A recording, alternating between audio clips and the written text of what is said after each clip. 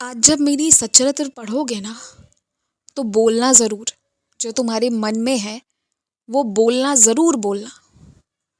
और हो सके ना तो शाम होने से पहले मेरी सच्चरित्र पढ़ लेना। क्योंकि अगर तुम इस बेरे में मेरी सच्चरित्र पढ़कर अपनी बातें रख दोगे ना तो अंधेरे का बेरा जब होगा तब तक तुम्हें तुम्हारा काम होता हुआ नजर आएगा और तुम्हें तुम्हारा जवाब भी मिल जाएगा।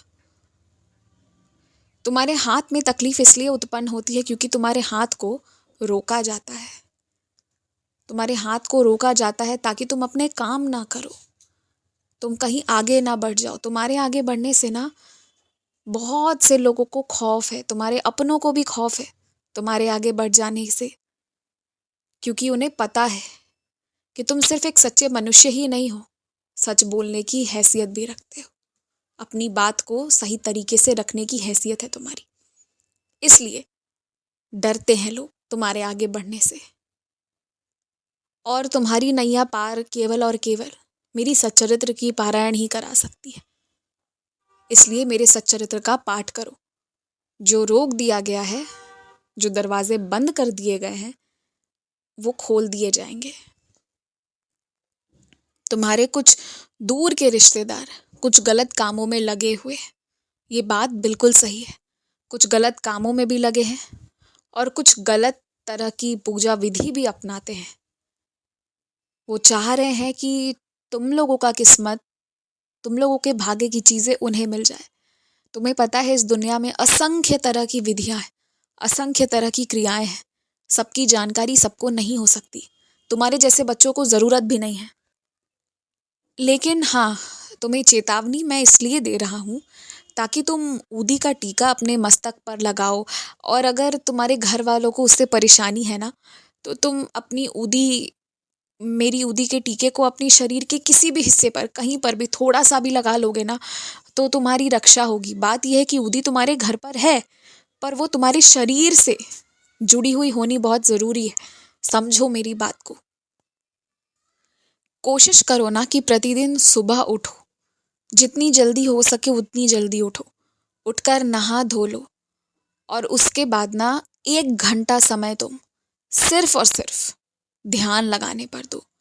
वही 1 घंटे में जो तुम ध्यान करोगे ना, जो अपने बंद आंखों से मेरी तस्वीर को देखने की कोशिश करोगे या फिर मेरे मंत्र पर अपना ध्यान केंद्रित करोगे, इससे तुम्हारी आराधना भी होगी। तुम्हें मेरे वैसे दर्शन मिलेंगे जो जीवन भर तुम गुप्त रखना ही पसंद करोगे, क्योंकि वो इतने खूबसूरत होंगे और वो तुम्हें बहुत फायदा भी पहुंचाएगा। और जो चीजें तुम्हें समझ नहीं आ रही कि गड़बड़ कौन कर रहा है, वो सब भी तुम्हें दिख जाएगा। देखो, तुम मुझसे पूछते हो ना कि बाबा आप बताओ कि किसके कारण कुछ घटनाएं हुई जो तुम्हारे जीवन को पीछे की ओर ले गई। मैं तुम्हें ऐसे कैसे बता दूं? बताने के लिए तुम्हारा मन और तुम्हारा शरीर तैयार भी तो हो जाना चाहिए। और तैयार करने के लिए सुबह जल्दी उठने का प्रयास करो और रात को ना समय से सो जाओ। तुम बस ये करके देखो ना, सब बदल जाएगा। मेरे से तुम्हारा रिश्ता ऐसा है कि जिसे कोई नहीं तोड़ सकता। लेकिन हाँ, रिश्ते में और मिठास भर सकती है ना, वो ये सब काम करेगा। उठो सुबह जल्दी। और सुनो, जो पाँव की चप्पलें पहनते हो ना वो एक जैसी पहना करो, चाहे घर पर हो या बाहर हो। ऐसा ना हो कि घर पर कुछ भी पहनकर चलने को तैयार हो जाओ। जो चीजें जोड़े में बनाई गई है ना उसे जोड़े में रहने दो, उसे तोड़ो या अलग मत करो। ऐसा ना हो कि एक पाँव में एक सा, दूसरे पाँव में दूसरे सा चप्पल हो या उनके फीतों के रंग में अलग अलग हो। नहीं, ऐसा कभी नहीं होना चाहिए। जोड़े को कभी मत तोड़ो। जो चीजें जोड़े में है उसे हमेशा जोड़े में रहने दो। और अपने घर के अन्न की हिफाजत स्वयं करो। खुद रोज निकालो और फिर जिससे बनवाना हो उसे दे दो। पर ऐसे खुली छूट, खुली आज़ादी सबको मत दो कि वो हर कुछ उठाए, देखे, निकाले। क्योंकि तुम ध्यान नहीं देते पर माप में हेरा फेरी हो जाती है। मैं तुम्हारा किसी के प्रति शक नहीं करवा रहा, पर हाँ, अगर तुम ध्यान देना शुरू करोगे ना तो कुछ लोग जो गलत काम करने का सोच रहे होंगे, जैसे कि चोरी, वो काम नहीं करेंगे।